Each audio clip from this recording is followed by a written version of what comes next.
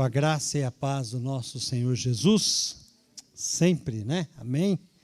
Nós louvamos a Deus pela oportunidade de um dia diferente, né? Terça-feira eu estava em casa de folga hoje, aí eu lembrei que tinha culto hoje, pulei do que eu estava fazendo e fui me preparar para nós podermos participar do culto agora, no dia de hoje. Eu quero convidar os irmãos que possam abrir a sua Bíblia no Evangelho de João, no capítulo 14, o verso 6,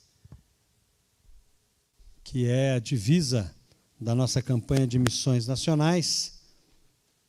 Só Jesus Cristo salva. E o texto que nós conhecemos bem, Jesus respondeu: eu sou o caminho, a verdade e a vida. Ninguém vem ao Pai senão por mim. Obrigado, Pai, pela Tua palavra nesta manhã, nesta noite. Continua a falar aos nossos corações. Senhor, muito obrigado pela oportunidade que o Senhor nos concede de poder, ó Deus, compartilhar aquilo que o Senhor tem colocado no nosso coração. Que a nossa mente e o nosso coração estejam abertos e que nada atrapalhe este momento de culto que prestamos ao Senhor. No nome de Jesus oramos. Amém, Senhor. Amém. Esse versículo está Jesus respondendo a uma questão que os discípulos já estavam meio que temerosos, aflitos e preocupados com o que estava por acontecer. Jesus lava os pés dos discípulos, Jesus confronta Pedro e Jesus, então, vai dizer aos discípulos para eles não ficarem aflitos, porque ele está indo para um lugar e aonde ele está indo, ele vai preparar um lugar para quando nós formos para lá, ele vai nos levar para lá. Nós vamos para esse lugar. Quando nós morrermos, então nós iremos, ou se Jesus voltar antes, em nome de Jesus, ninguém aqui vai morrer, todos seremos arrebatados. Amém? Jesus vai voltar logo, né, e nós vamos todos para o céu com o Senhor Jesus. Mas quando os discípulos perguntam: olha, Senhor, a gente não sabe para onde o Senhor vai. Jesus fala: eu sou o caminho, a verdade e a vida. Na verdade, os discípulos estavam pensando numa coisa, Jesus está falando outra coisa. Né? Jesus está falando sobre um conceito de vida que ele está oferecendo para os seus discípulos, um caminho a seguir para os seus discípulos e todos aqueles que recebem Jesus como Salvador e Senhor.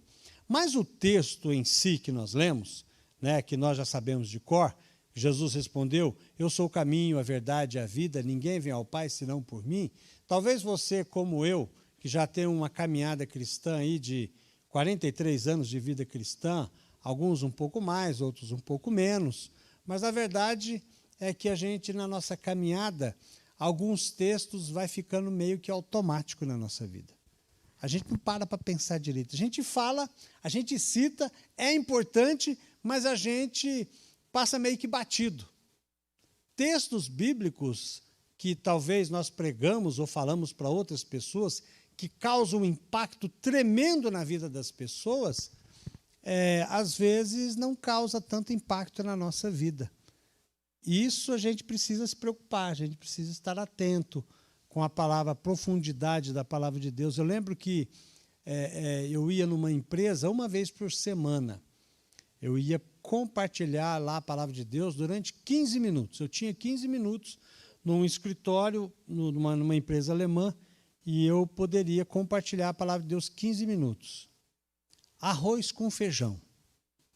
Jesus te ama.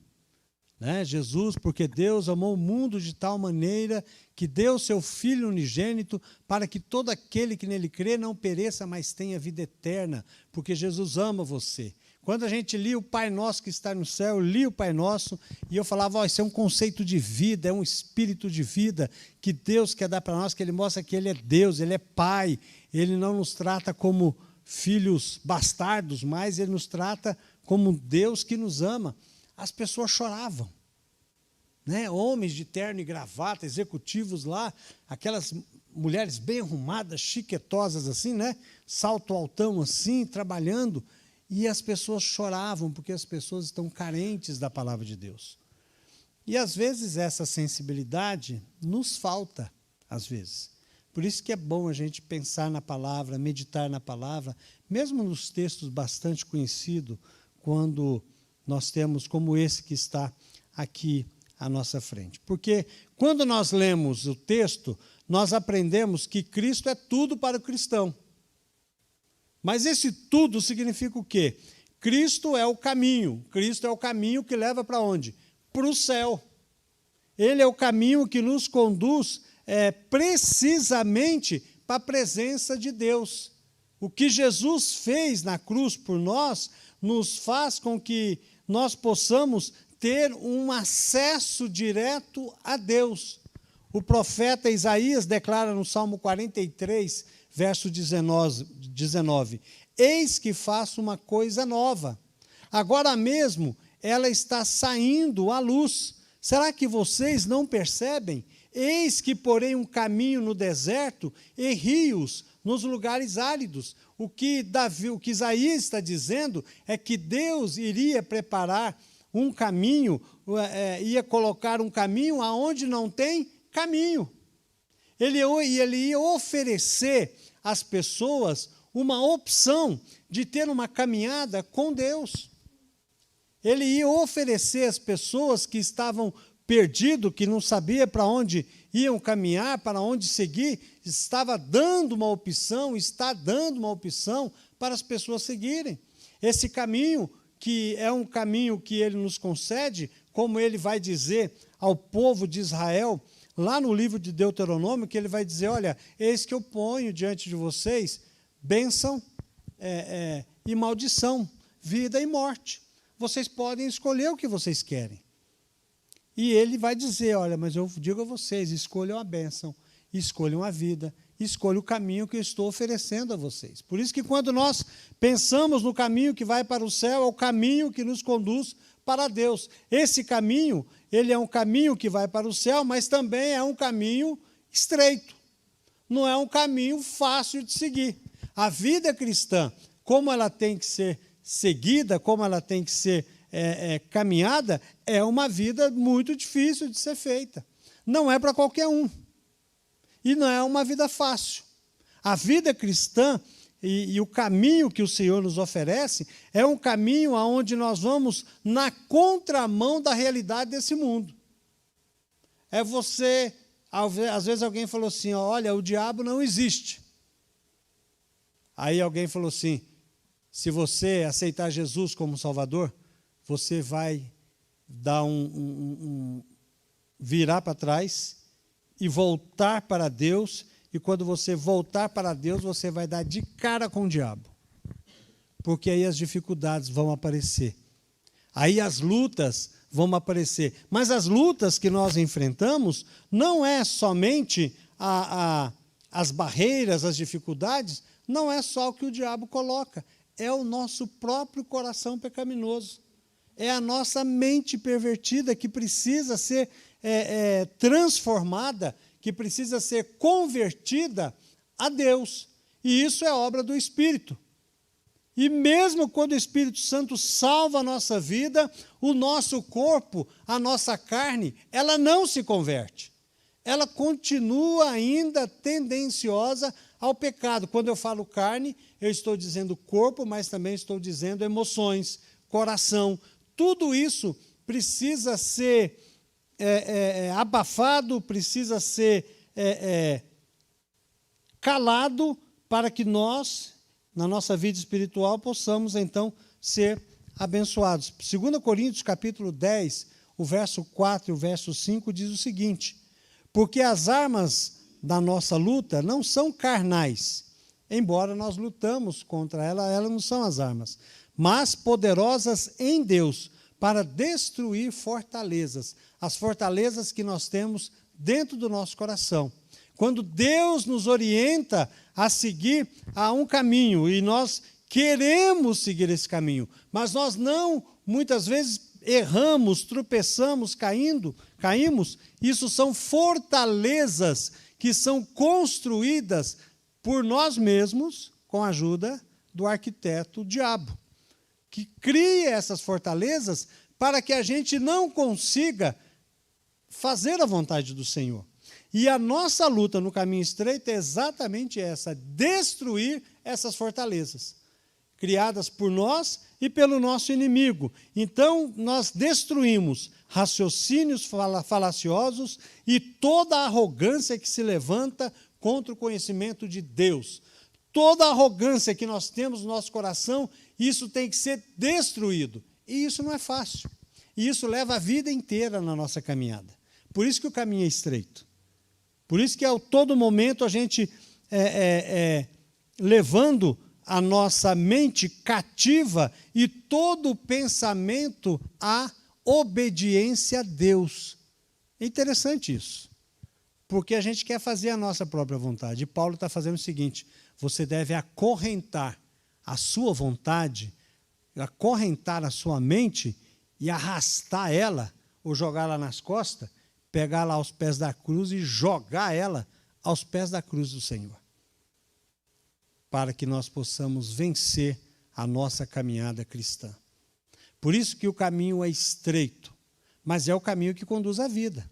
É o caminho onde nós temos promessas que um dia seremos totalmente libertos dessas lutas e dessas dificuldades. O texto também vai dizer que Cristo não é só o caminho, mas Ele é a verdade. Uma vez nós estávamos na escola, não aqui quando eu pastoreava a Igreja Batista Memorial, e nós estávamos na escola lá em Diadema, fazendo um trabalho à noite com jovens, fizemos um trabalho de teatro lá, de pantomima, e nós tivemos a oportunidade de pregar, de entregar o folheto e pregar para as pessoas e falar de Jesus e compartilhar, de orar pelas pessoas, pelos jovens, pelos adolescentes. E tinha um crente liberal lá no nosso meio, não participava lá da nossa igreja, mas era um crente liberal.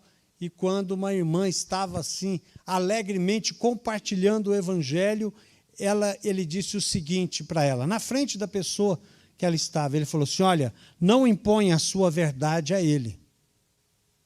É a sua verdade. Não imponha a sua verdade. Ele tem a verdade dele. Isso é relativar à verdade. Existe uma verdade absoluta, que é Jesus.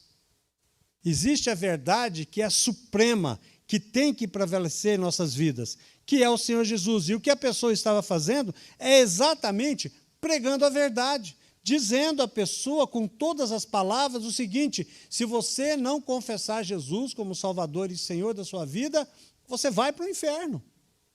E é isso que a palavra de Deus nos diz. Quando nós pregamos meio evangelho, nós pregamos meia verdade. E meia verdade é uma mentira inteira. Nós temos que contemplar a palavra de Deus e ver pela palavra de Deus que ela é a verdade que ensina. Ela ensina o quê? Que se nós queremos conhecer a Deus, nós devemos olhar para Jesus. Jesus é a expressão máxima, ele é o clímax da revelação de Deus para nós. Veja só o que diz Hebreus capítulo 1, do verso 1 ao verso 3. O autor de Hebreus dizendo: antigamente, Deus falou muitas vezes e de muitas maneiras aos pais pelos profetas, mas, nestes últimos dias, nos falou pelo Filho, a quem constituiu herdeiro de todas as coisas e pelo qual também fez o universo.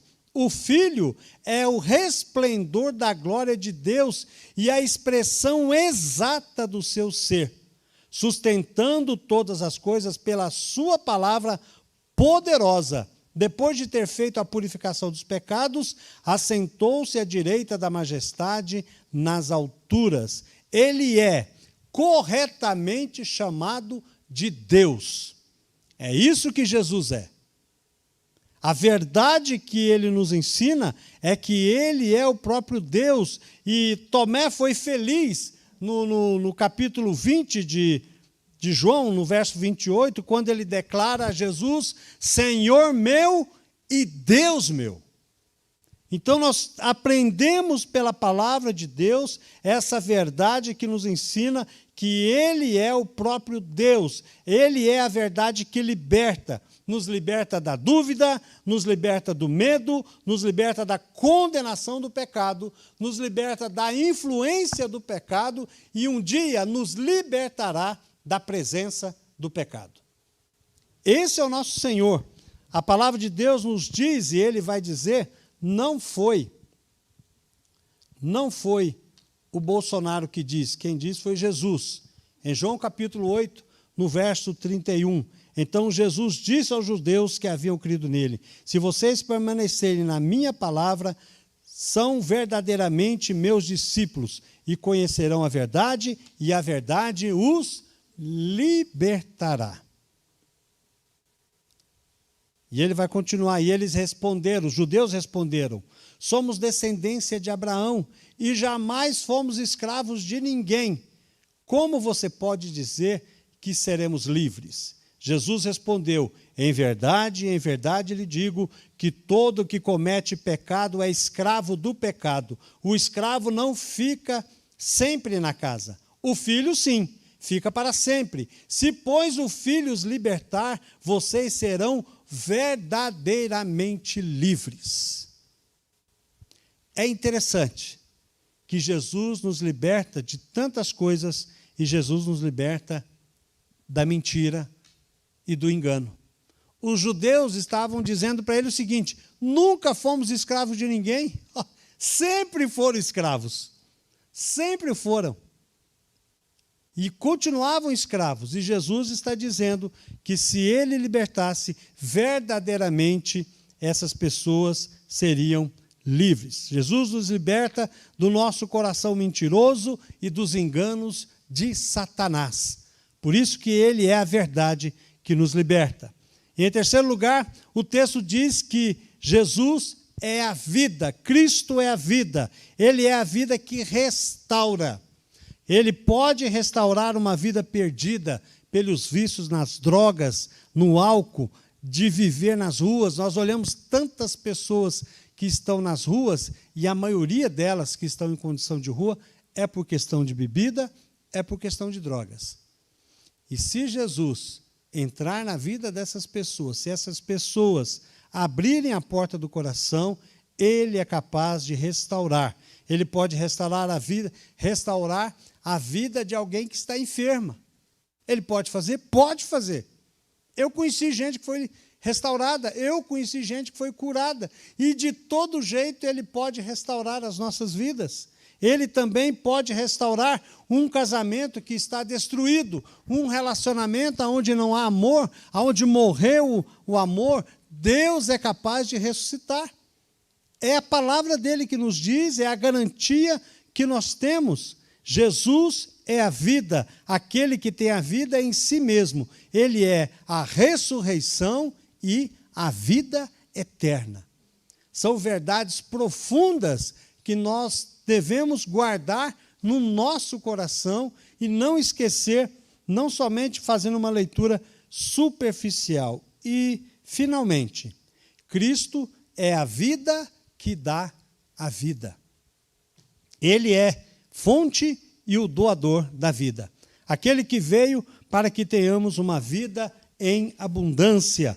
João 10,10 diz, o ladrão vem somente para roubar, matar e destruir. Eu vim para que tenham vida e a tenham em abundância.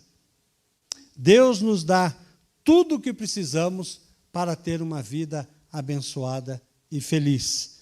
Quem confia em Deus sempre terá provisão, sempre seremos abençoados. Eu sei que na minha vida de 43 anos de vida cristã, Deus nunca deixou faltar o pão na nossa casa. Nunca.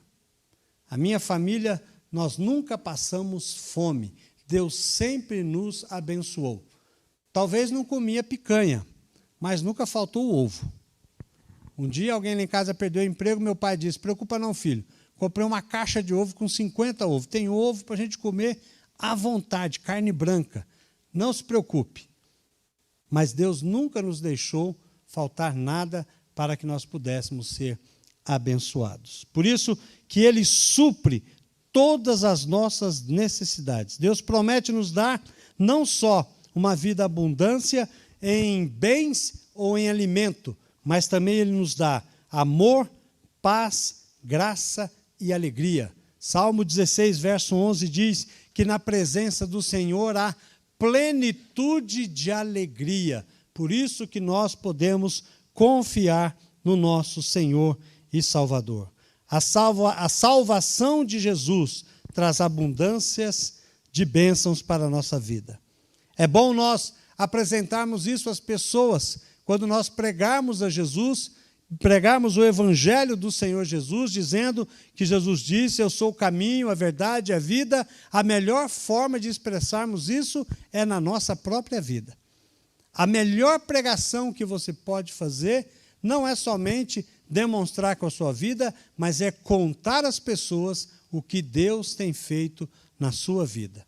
Só assim nós podemos declarar às pessoas que só Jesus Cristo salva, porque só Ele é o caminho, a verdade e a vida. Que Deus nos abençoe. Vamos orar? Muito obrigado a Deus pela Tua palavra viva e eficaz que o Senhor nos concede nesta noite. Obrigado, Senhor, que nós possamos estar atentos com tantos textos, ó Deus, que nós conhecemos, tantas verdades, realidades que vêm do Senhor para nós, e que nós possamos não só viver, mas compartilhar com tantas outras pessoas o seu evangelho tão maravilhoso. Muito obrigado. Continua a nos abençoar. Nesta noite nós oramos agradecidos no nome de Jesus. Amém.